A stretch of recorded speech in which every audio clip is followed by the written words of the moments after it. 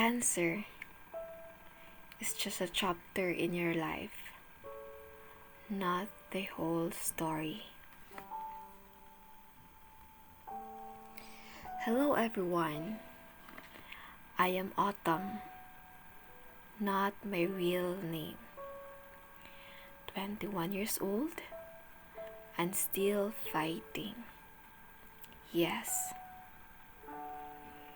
I have a cancer, leukemia. And it is insane when I say it's a blessing in disguise. Kinsang tao nga makabalo na ay siya'y cancer, dili mabalaka. Sa kabata na ako, nakapangutan ako. Ngano ako? I'm just 21 years old. O ganahan pa ko mag-enjoy sa akong life. I have so many dreams. Ganahan pa ko magtrabaho sa gawas. Mo travel sa world. Ug labaw sa tanan. Ganahan pa ko makauyab ug ikasal. Pero ang cancer, naguba akong life. Or shall I say, the life I expected and dreamed of. Permira ko na sa ospital. So many tests to do and drugs to take. I take my meds like a child chewing a candy. It was never easy. Sometimes, I just woke up in the hospital bed and didn't know what happened earlier. I had bleedings and magsuka ko.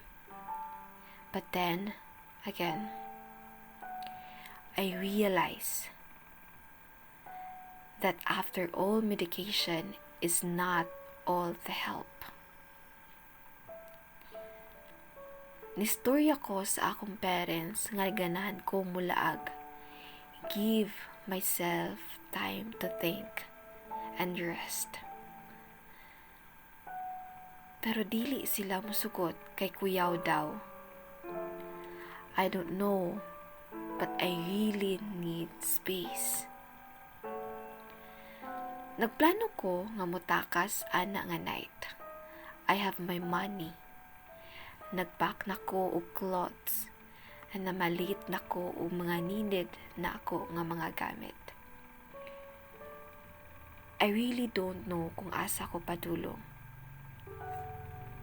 The only thing that I know is I need to go to a place where I can rest and think properly.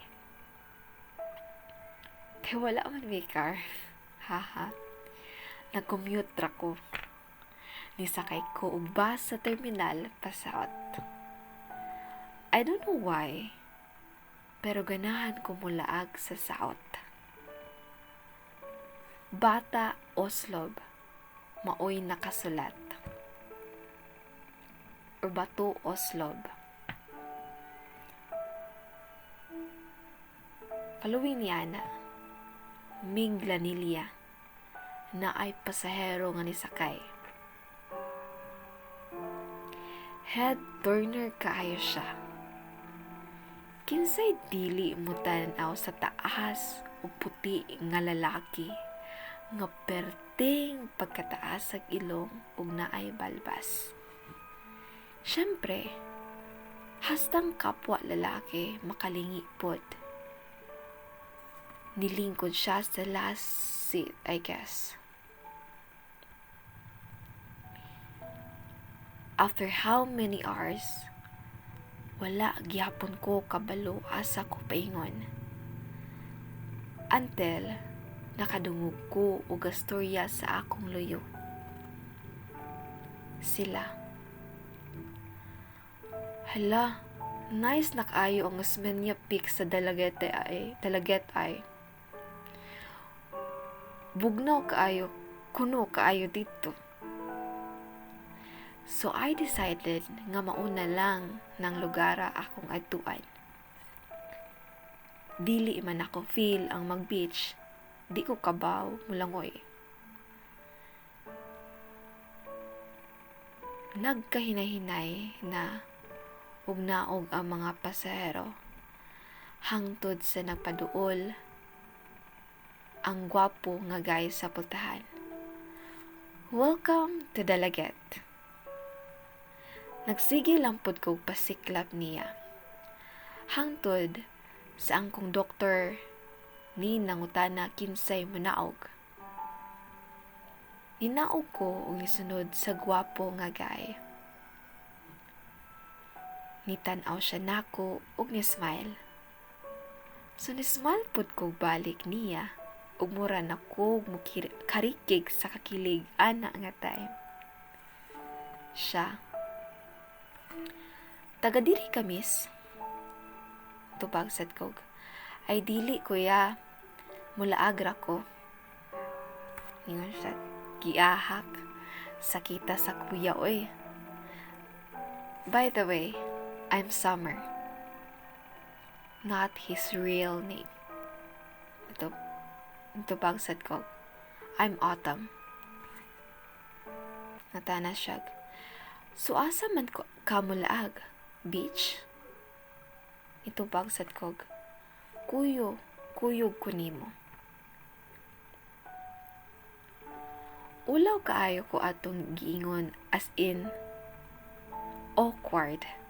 Pero unsaon taman, nasulti naman ako.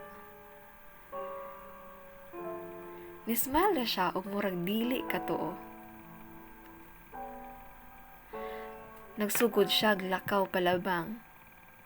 So ako pod nisunod sa loyo niya. Siya. Ari sa kilid nako ayaw sa loyo. Tubag sa kog. Okay. Grabe kakilig, mura na ko mabuang. Nangutan na mi kung asa ang Usmania Peak og nanakay lang mig motor, kaysa kaon man di ay kaayo to. Pagsakay namo, awkward kaayo, since dili man ko ganahan matunga. Kay ma-feel nako iyang luyo, niya. Makarigig na sad, niya kos kakilig.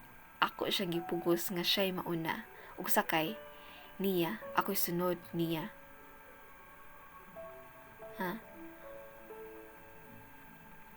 Ako siyang gipugos nga siya'y mauna ug sakay, niya, ako'y sunod niya. So mauto among posisyon. Nabali siya. Nabali siya maoy sunod sa driver. Wala unta ko gagunit niya pero niingon man siya nga, hawit kay mahulog niya. Ko, mauto ni halog na lampot ko. For a moment, nakalimot ko sa akong problema. And then nakauna-una ko. Unsa pud kay problema nga gi-face aning Summer sa unsay life niya. Finally, naabot nami. Mura ko kahilakon sa lugar like gaan kaayo akong pamati. Ingon ani baka kung mamatay nako sa no pain. I didn't notice nga nitulo na akong luha. Ug samot nakulbaan ko katong gipahira niya akong luha. Ako, I'm sorry. Ingon siya. Whatever your problem is, always remember that it is maybe a blessing in disguise. Ningon sad ko. You are good in reading people. Yan siya. Yan ko. So, do you mind kung mag-ila-ila ta? Imbis nga iya kong tubagon, nisandig siya sa akong shoulder. I was shocked. Yan siya. I am Summer, 24 years old, single. Nagpuyo ko sa talamdan. And I want to live my life the way I always wanted. Niingon sad ko, I am Autumn, 21 years old, single, from Lapu-Lapu City. And I want to find peace of mind. Niingon siya, I want to survive. Nakapangutan ako, what do you mean? Niyan siya, it's getting dark. May pa mga naog na ta. Nag-book na lang mi og room kay naamay ka-overnightan dito. Way naglingkod mi, nagtanaw sa bukid. Nag-inom pud siya can beer. Nagpatukar siya og huling sayaw sa kamikaze. Huling sayaw jud.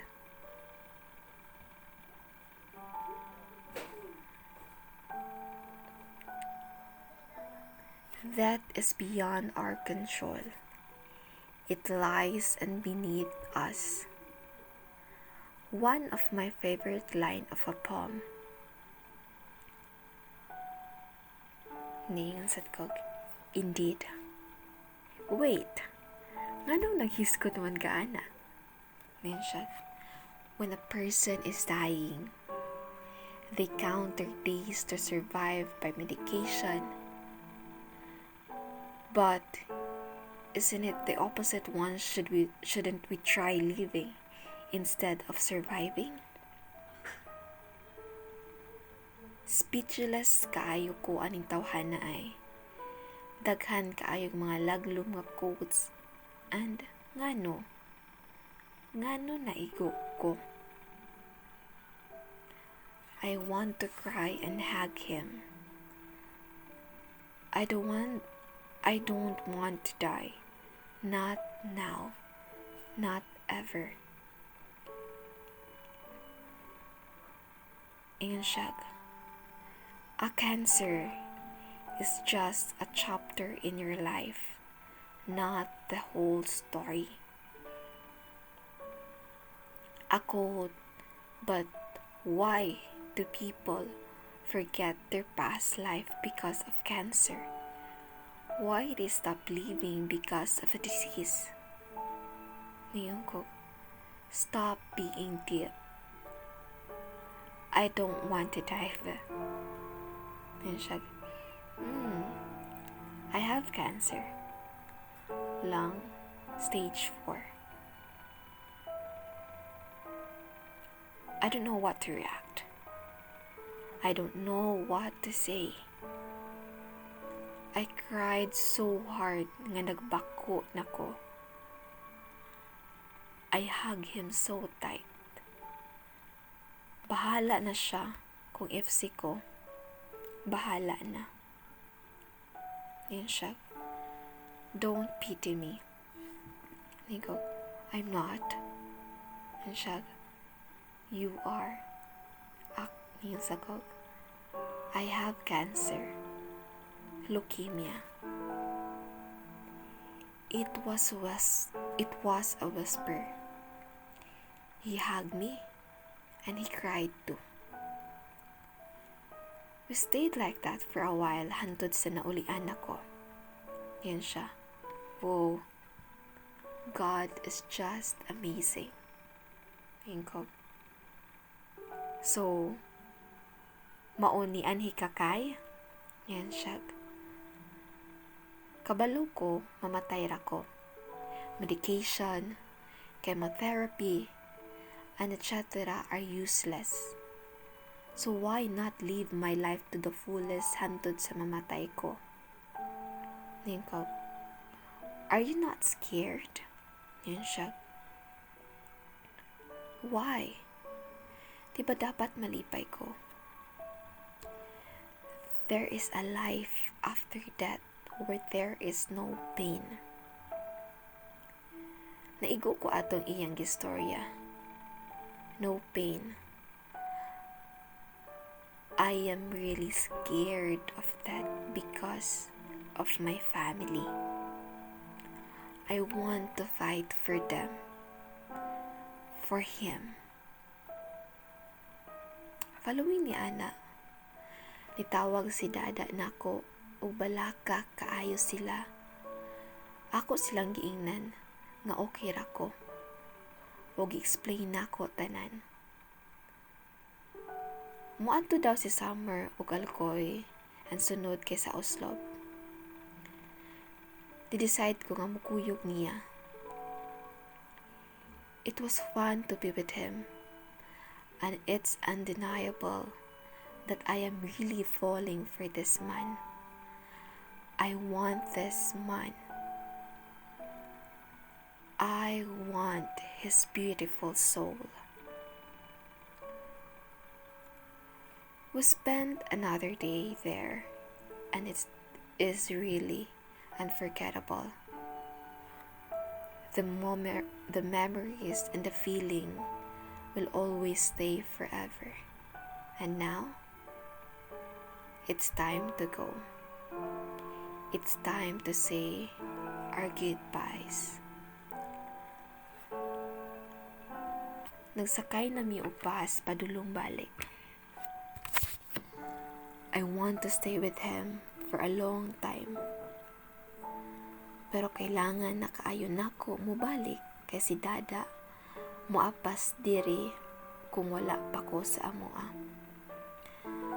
Nabot na siya sa Dalaget. Ato sa daw siya sa Osmeña Peak. Wala ko kabaluon sa rason. Pero kabalo kailangan pod niya to. I never told him about my feelings for him. I don't have the guts. Ako siyang gitanaw sa bintana while nagkinahinay og larga ang bus. I feel like I'm running away from the heaven I have. I don't want to go. I want to be with my comfort zone. He smiled at me for the last time as his image slowly fading. But I want to follow my heart. Akong giingnan ang konduktor nga i-stop. Nisakay ko og motor padong Osmeña Peak. Nakita nako siya nga gabarog. Ako siyang gibira ug wala nako paabuta iyang reaction. I kissed the man I love. Nasyakpod ko sa akong gihimo pero unsaon taman, humanan na nako na buhat. I slowly closed my eyes as I said the word. Marry me, Summer. Marry me. He didn't respond with a word. Instead, he kissed my forehead and kissed my lips gently. Ingon ko, wala man kay sing-sing. Yan siya, haha, kanina lang. Nagkuha siya para lak sa canbeer ug iyang gisuot nako. Niyon ko, mo uli ko. Yan siya, mo uli ta. I don't know kanus ata mamatay.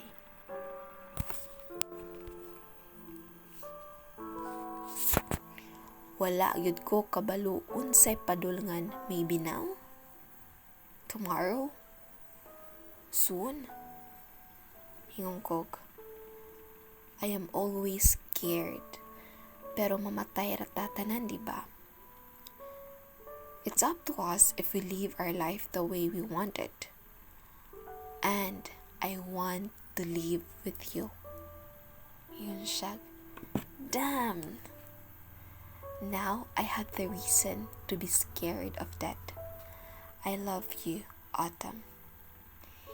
Iyang gipasound ang huling sayaw by Kamikaze. Ug nisyagit siya. God knows that we are worth it. Indeed, cancer is blessing in disguise. After 1 week, nagpakasal dayon mi ni Summer. Niuli mi ang nagpaila-ila. Kipasagdan na mi nila kay mao may gusto namo. After our wedding, namalik mi sa among abdanan. Osmania Peak. While we are sitting, nihigda siya sa akong shoulder. Siya.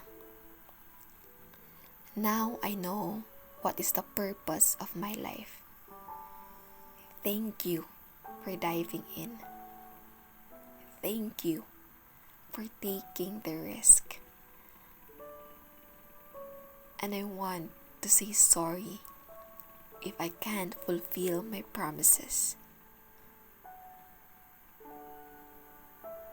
Naghilak lang ko og dako.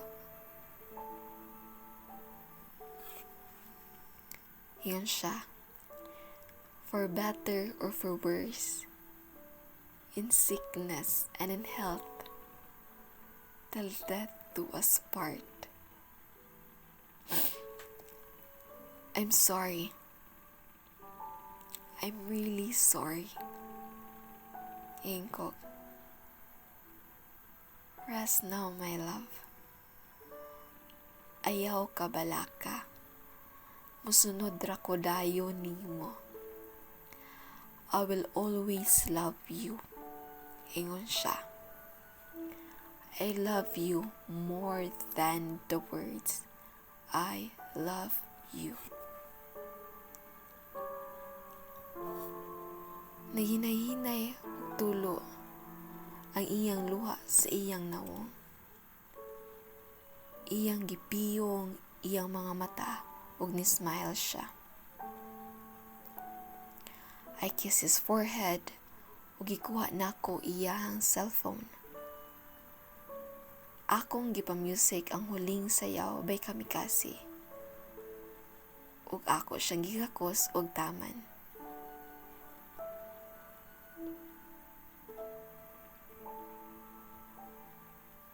Iyong kog. Musunod ra ko. Musunod ra ko.